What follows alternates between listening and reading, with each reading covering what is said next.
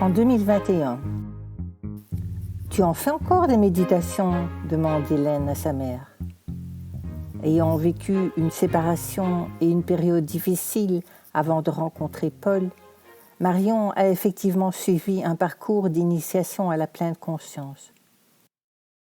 Oui, dit-elle, je peux t'envoyer quelques liens de méditation audio guidée si tu veux. Ce serait cool. Je suis genre au bout de ma vie. Ce TFE me stresse à mort. J'ai travaillé tard hier soir et j'ai mal dormi, se plaint l'ado. Je ne sais pas comment tu parviens à ne pas stresser, toi. Oh, mais j'ai aussi mes peurs, c'est humain. Tout le monde a peur. Mais j'ai appris un jour que dans la vie, tout se résume à la peur ou à l'amour. Quand on réfléchit bien, la colère, la rancune, l'agressivité, la violence résultent tous de sentiments nés de la peur.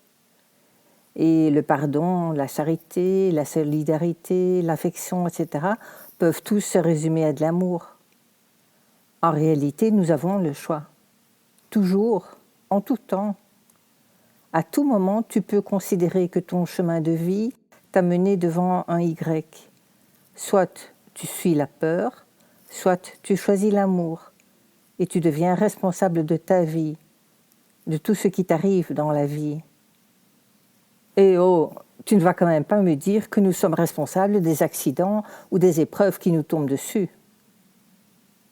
Non, bien sûr, tu n'es pas responsable de ce qui t'arrive. En revanche, tu es responsable de la façon dont tu réagis à l'événement.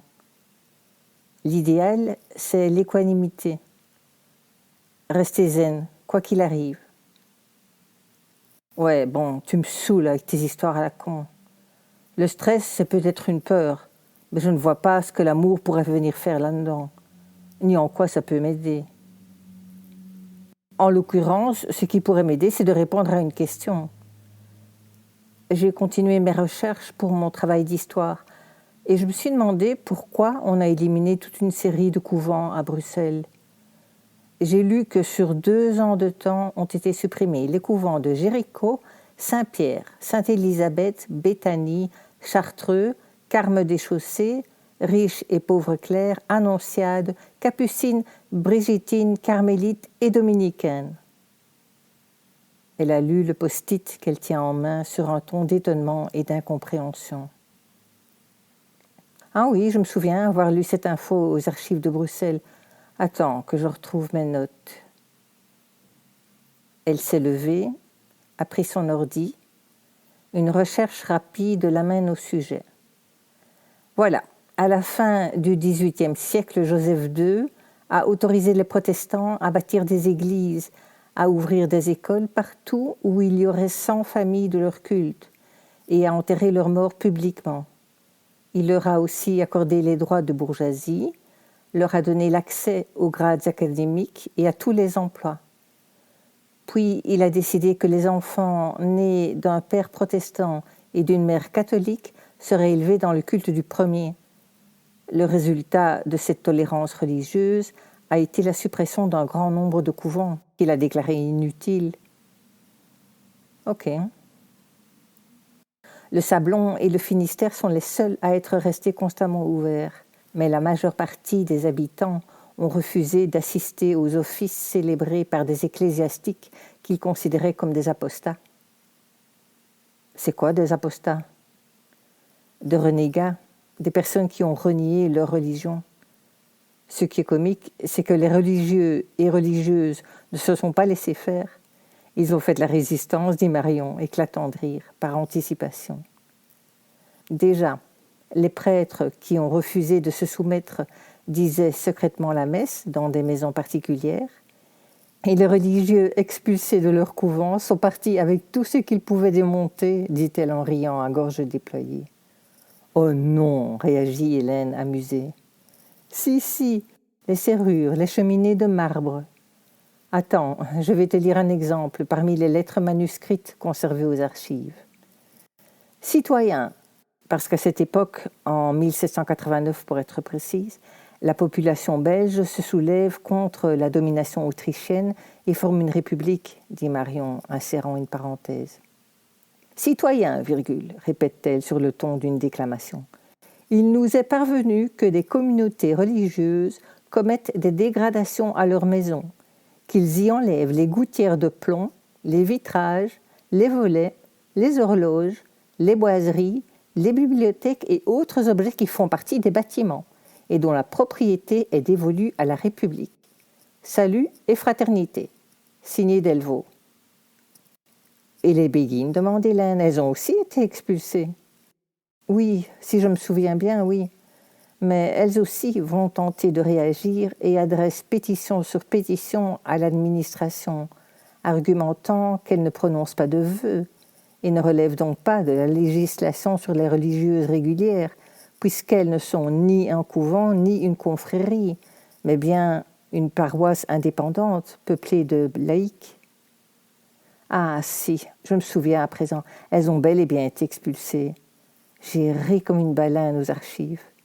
L'agent chargé de l'inventaire du mobilier de l'infirmerie du Grand Béguinage annonce que dans les greniers s'est trouvé grand nombre, il s'exprime comme ça, s'est trouvé grand nombre d'armoires et de petits meubles que la directrice m'a déclaré appartenir en propriété aux béguines logées à l'infirmerie. Et pourquoi t'as ri ? J'avais l'image. J'imaginais les petites vieilles se motivant mutuellement. « Allez, en s'y mettant tout, on peut y arriver !» et se transformant en déménageurs, pissant dans leurs culottes. « Pissant dans leurs culottes !» répète difficilement Hélène, écroulée de rire, se demandant visiblement pourquoi. « Bah oui, tu sais bien, chaque fois qu'on doit déménager un truc lourd, ça nous fait rire à se faire pipi dessus. Je ne sais d'ailleurs pas d'où ça vient, cette satanée habitude. Alors je ne te dis pas la réputation qu'elles avaient à cette époque. » Ah oui ? Oui. La parfaite inutilité, pour ne rien dire de plus, de cet établissement a été reconnue, lit Marion. Ou encore, les béguines ont toujours mené une vie complètement inutile. Ce sont des filles dévotes vivant pour elles seules. Elles ne sont point cloîtrées, ne font aucun vœu solennel. Elles vivent seules, reçoivent qui elles veulent, conservent l'usage de leur fortune, ne possèdent aucun bien en commun. Elles entrent, sortent et se marient à volonté. Ce qui est vrai, rétorque l'ado, mais je ne vois pas où est le mal. Ah non, je suis d'accord avec toi, il n'y a pas de mal. Je crois que le problème venait de l'ambiguïté de leur état mi-religieux, mi-laïque. Je continue. Elles ne soignent même point leurs compagnes. Quels soins pourraient d'ailleurs espérer des malades, de quelques femmes âgées et qui, pour la plupart, ont besoin d'être soignées elles-mêmes? Donc, ce serait vrai que les béguines ont été en quelque sorte les premières féministes, qu'elles n'en faisaient qu'à leur tête, qu'elles ont ainsi imposé leur liberté sexuelle, entre autres. Oh, une partie d'entre elles, sûrement. Les béguines n'étaient pas toutes des saintes. J'ai retrouvé pas mal de passages qui parlent de rébellion, d'insoumission, de désordre dans la manière de vivre de ces dévotes au point de provoquer l'attention des autorités ecclésiastiques. Mais je suis sûre aussi que certaines d'entre elles appliquaient réellement des valeurs telles que la charité, la non-violence, l'amour. De tout temps, les béguinages ont accueilli des femmes pauvres aussi bien que fortunées, par exemple. Waouh, elles ont créé un système solidaire, en fait. Oui, c'est un bon modèle de vie en communauté que je verrais bien appliquer à la société, pourquoi pas. Si quelqu'un n'a pas les moyens de subvenir à ses besoins, sa famille s'en charge, ou à défaut la communauté. À partir du moment où tu crées un sentiment d'appartenance à un groupe, en découle une fierté, un respect de soi-même et donc des autres. Personne ne naît avec pour vocation d'être assisté. Enfin, je pense. Et la minorité d'opportunistes, de parasites, voire de détracteurs, autant les exclure pour garder l'équilibre du clan. Répond Hélène songeuse. Après quelques minutes de silence, Marion confie à sa fille le résultat des recherches qu'elle a menées pour cerner l'aspect affectif de la vie des béguines. Elle s'est remémoré sa ribambelle de rencontres qu'elle a enchaînées avant de connaître son nouveau compagnon. Peut-être est-ce ainsi que vivaient les béguines, s'est-elle dit. Peut-être certaines femmes vivaient-elles des situations similaires 300 ou 400 ans plus tôt. Cette idée lui a inspiré l'envie de rechercher sur Internet, pensant que les informations glanées pourraient servir pour le travail de sa fille. Elle a découvert l'histoire des pénitentes de Sainte-Marie-Madeleine, localisée au XIIIe siècle à la porte Sainte-Catherine, hors des remparts de Bruxelles, au long du fossé longeant la première enceinte, fossé qui deviendra le vieux marché aux grains. On les appelait les Dames Blanches près de la porte Sainte-Catherine, lit-elle à l'intention d'Hélène, et l'emplacement sera longtemps appelé le fossé des Dames Blanches. Loin de faire pénitence, elles sont accusées de déportements scandaleux et de mœurs légères. Ainsi, au XVe siècle, Elisabeth de Wetens, nonne au couvent de Jéricho, a été le grand amour malheureux du peintre Hugo van der Goes. Elle lui aurait servi de modèle pour la fresque depuis lors disparue, La rencontre de David et Abigail, et aurait été la cause de la folie pour laquelle il fut enfermé au rouge cloître. Depuis longtemps, les notables bruxellois se plaignaient de l'inconduite de ces religieuses et les accusaient de vivre sans règles ni directeur. Relisant les passages qu'elle a copiés-collés dans un nouveau document à l'intention de sa fille, Marion s'enthousiasme. « Mais ce n'était pas ici, le couvent de Jéricho !» Elle se souvient avoir lu que le couvent des pauvres clercs portait aussi un nom du genre. Elle sonde quelques minutes son ordi, se réjouit de toutes ces technologies à portée de main. Quand elle pense au temps qu'il lui fallait pour retrouver manuellement les informations au début de sa carrière, elle se revoit à fureter dans les dictionnaires et autres ouvrages de référence, puis prendre la voiture pour aller à la bibliothèque poursuivre les recherches non abouties.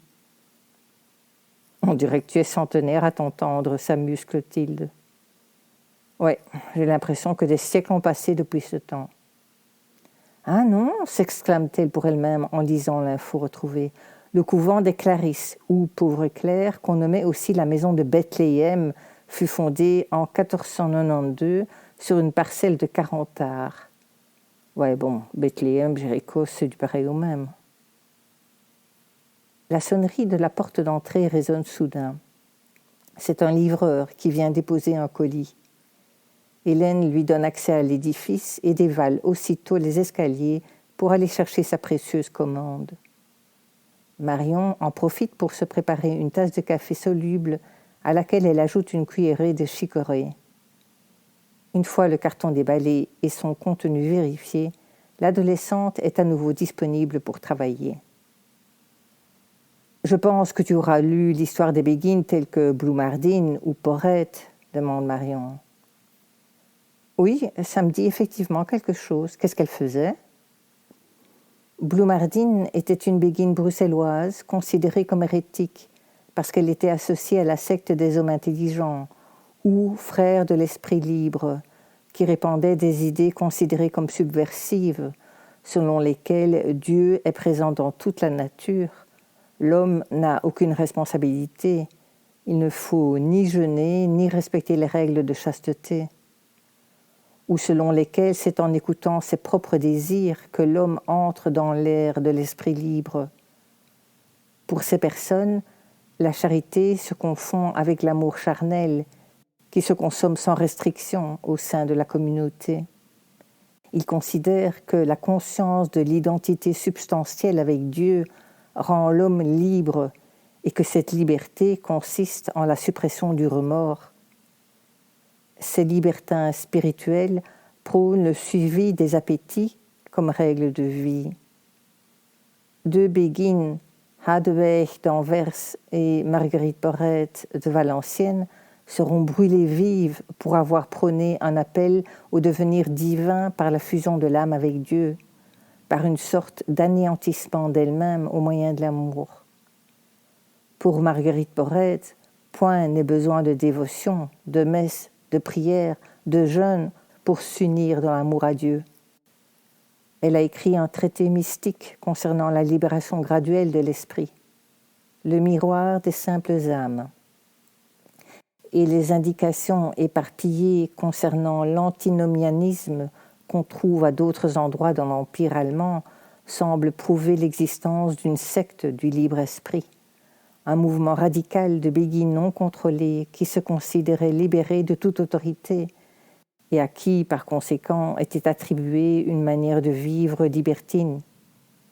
« Man, s'impatiente l'ado frustré, je ne comprends pas un mot de ce que tu me racontes. C'est quoi ce truc antimo machin ?» Antinomianisme. Certains considéraient la doctrine des béguines, c'est-à-dire une conception mystique de la contemplation et de l'imitation du Christ, qui unissait tellement l'âme à Dieu que celle-ci se libérait et qu'elle abandonnait tant la vertu que les vices terrestres. Comme antinomienne, à savoir qu'elle niait la validité de la morale et des lois de la nature. Elle était donc stigmatisée par l'Église comme hérétique. Ok. Mais bien avant ces trois femmes, d'autres béguines ont été considérées comme hérétiques, comme en font écho de nombreux écrits au fil des siècles. Les statuts qui laissent entrevoir la vie dans les béguinages répondent d'ailleurs souvent à des abus, et la répétition des observances de ces statuts indiquerait plutôt qu'elles n'obéissaient pas, dit Marion en riant. Elle boit une gorgée de café puis reprend. J'ai relevé pour toi toutes les indications de dérapage au fil du temps. D'après Wynand, au XIIe siècle, le curé d'Anvers aurait vécu dans le péché avec sa propre nièce. Au XIIIe siècle, Nicolas de Bibra critique les béguines mendiantes qui flânent en ville dans la paresse et l'oisiveté. Albert le Grand décrit à Cologne les mulieres hérétiques qui abandonnent la doctrine catholique et embrassent quantité de théories panthéistes. Wynand écrit « Combien religieuse qu'elle soit, et dans le cas des béguines on en doutait en tout cas, une femme est toujours un être frivole en principe illettré, ce qui signifie sans participation à la culture écrite qui était communiquée essentiellement en latin, très enclin à l'hérésie et par-dessus tout sexuel. La concentration de béguines vivant à des endroits dispersés, en un seul lieu, dans ou même en dehors de la ville, entourées par un rempart et ou un fossé, avec une porte d'entrée qu'on pouvait fermer le soir, créait pour ainsi dire un environnement quasi monastique qui garantissait l'intégrité physique et spirituelle des béguines. T'en as à quel siècle là ? J'en étais toujours au XIIIe. Je passe au siècle suivant maintenant. Ruysbroek distingue les bonnes et les mauvaises semi-religieuses qu'il qualifie d'hypocrites et d'acariâtres. Et Van Hultem écrit des farces rimées insinuant que les béguines de Bruxelles s'adonnent de façon effrénée au sexe. Ensuite, dans les premières années du XVe siècle, pour arrêter les progrès des nombreux hérétiques et de leurs partisans, les autorités ecclésiastiques ont recours au monastère de chanoines réguliers, qu'elles considèrent peuplés de religieux doctes et zélés, pour combattre les admirateurs de Bloemardine et extirper ce qui reste de la secte de l'esprit libre.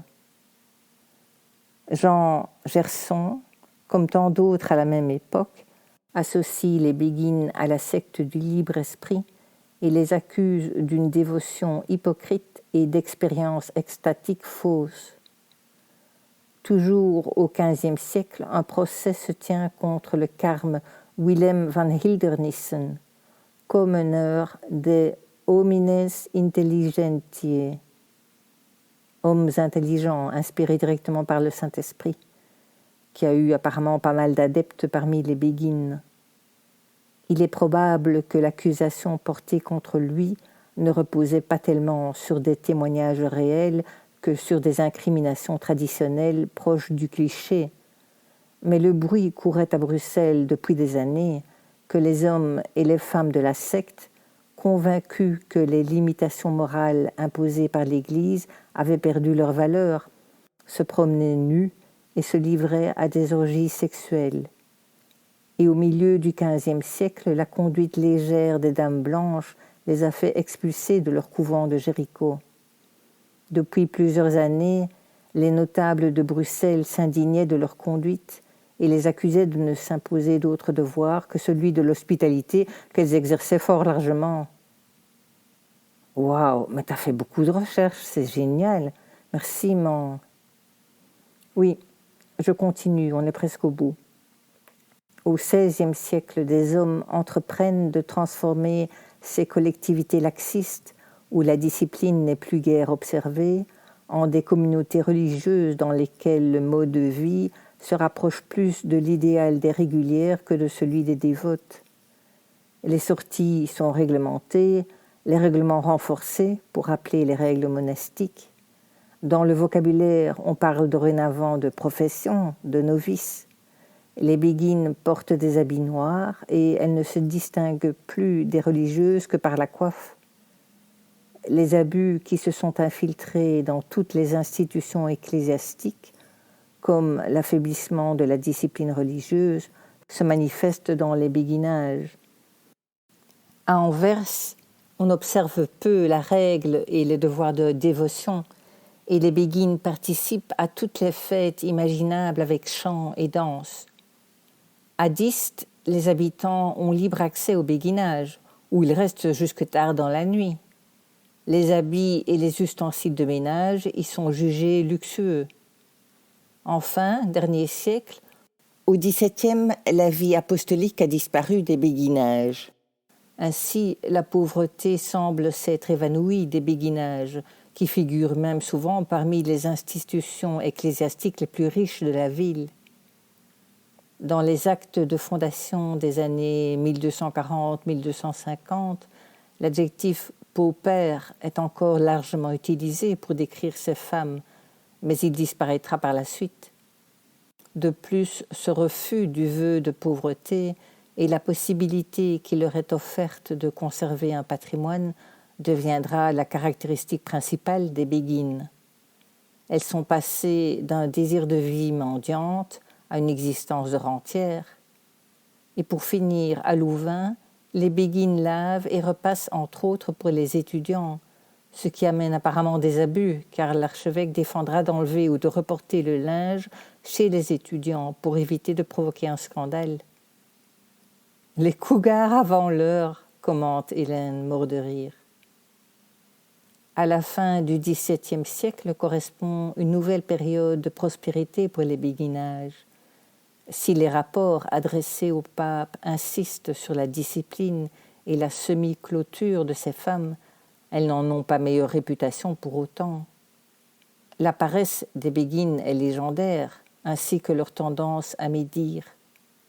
L'abbé écrit ainsi à une béguine d'Anvers, « Car enfin, qu'est-ce qui vous caractérise et vous distingue du reste de votre sexe lorsque des visites ou des affaires particulières vous appellent en ville ou à la campagne, sinon l'habit, puisque vos vœux vous attendent fort tranquillement dans vos cellules, n'étant, ce me semble, tenus à les observer que dans la seule enceinte de vos demeures. » Et dans les rapports de visite de l'archevêché de Malines au XVIIIe siècle, on note dans des plaintes et des ordonnances que les béguines gaspillent leur temps en buvant du café, du thé ou du vin, tant entre elles qu'avec des hommes.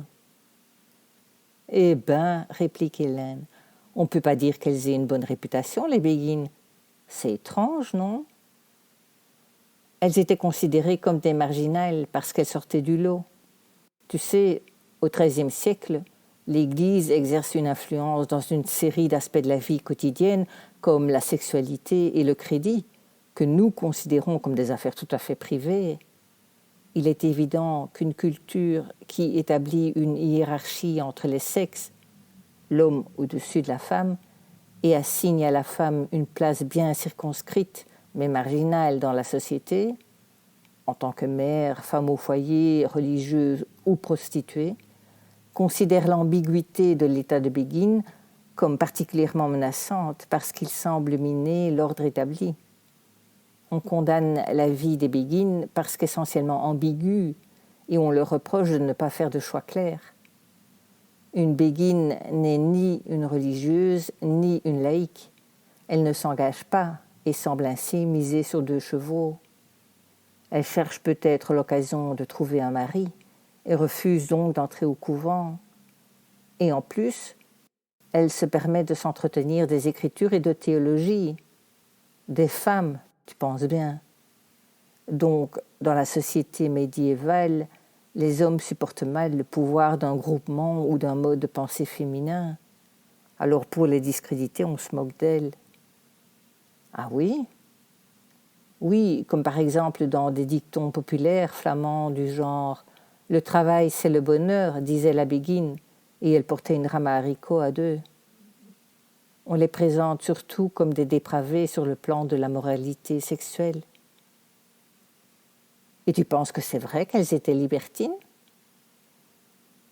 J'imagine que parmi toutes ces femmes, il devait y en avoir de toutes orientations sexuelles, exactement comme dans la société.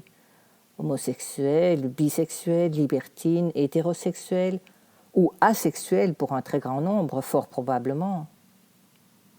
En tout cas, à mes yeux, le nœud, c'est le concept de chasteté.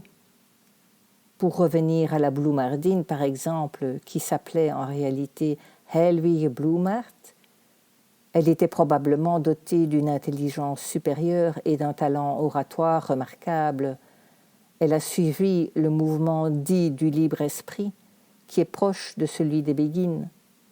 Ce mouvement qui prône un idéal de pauvreté et par conséquent lave l'être humain de tout péché, lui permet la libre réalisation de ses désirs. L'être humain peut se livrer à toutes ses passions.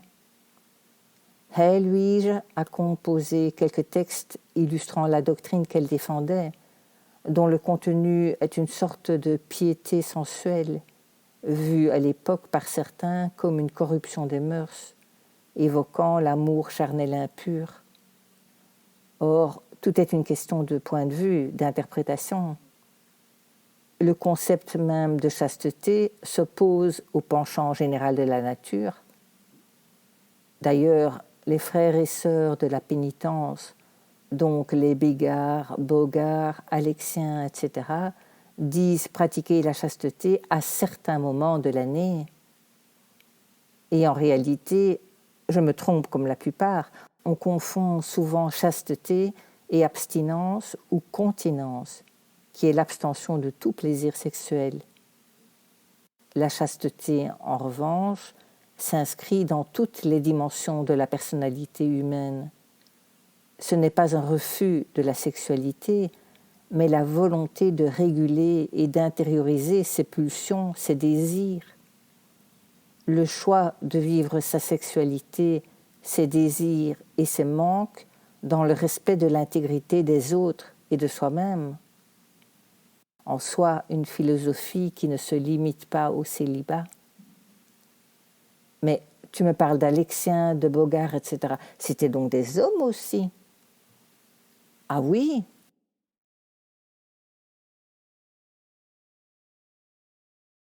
Des hommes aussi avaient suivi l'exemple des premières béguines et s'étaient réunis dans de petites communautés semi-religieuses.